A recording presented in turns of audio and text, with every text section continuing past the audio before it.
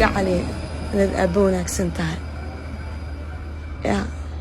حالته ولا تبنك هبيني بوليس قرقي إرد كيسي يقوموا الصقر كرا عن أربابكيga ilmahaygu hurda markan qolka sa uga soo baxayna arbaabka oo furayna casmi intuu iga soo daba kacay sariirta intuu ka soo dhacay ya wajigiisa muusan daqrameen aaba fiican hadaa tahay ya inta dadka cadeen ugu filan teeda kale aanu mubarrabo xumaatada dadka inaan tuso wallahi oo billahi oo talaa inaan doonin sababta wax ii istifiidinaysa ma jirto wax ii suurta gelinayso wax ii soo kordhinayso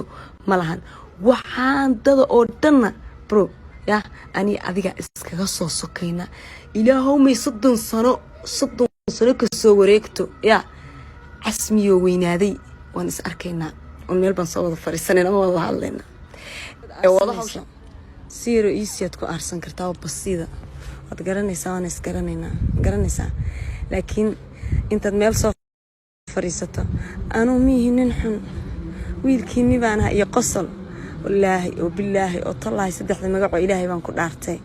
nolosha dhabta dadku haday ogaan lahaayeen xaqiiqada jirta oo dhabta haday nolosha dadka ogaan lahaayeen wallaahi wajiga dadka ka qarsan lahayd qof kasta oo bini aadan oo saa ku soo hor istaagana hoos baan madaxaaga u raaricin lahayd laakiin Soomaali horeba mahmaa u tiri waa indha ku garaale ya wax walbana anu ma hadlayo ee waqtiga iyo taariikhda hadli doonto is sheegi doonto ku soconaysa hudana inay ku soo caydo ay hadad aad ogtahay hudo inay ma taqaana waxay ay isla hadasho qofka ismaagaanba ay iska celiso inaad raadi xoog ku malihi iyo xiniyo toona hadad iyo dhamaan weysana rag baa is adeer inay hudo ku hayso ilmo iyo inay dawlad ku hayso tan kaaga dhow waa ogtahay adiga inay jarmal ka qaado ilmaha ku hayo oo ku booqato isbuuci meesha ilmaha xanaanada lagu hayo ilmaha oo yugan amtiga inaad ku booqataad ka jeceshahay inay ilmo ku hayso laakiin anu ilmahayga waqti baan u horay dhalinyarnimo u horay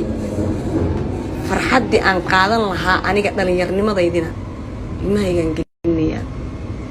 yes asmi asana adeerga cali ayaga ay horan wax walba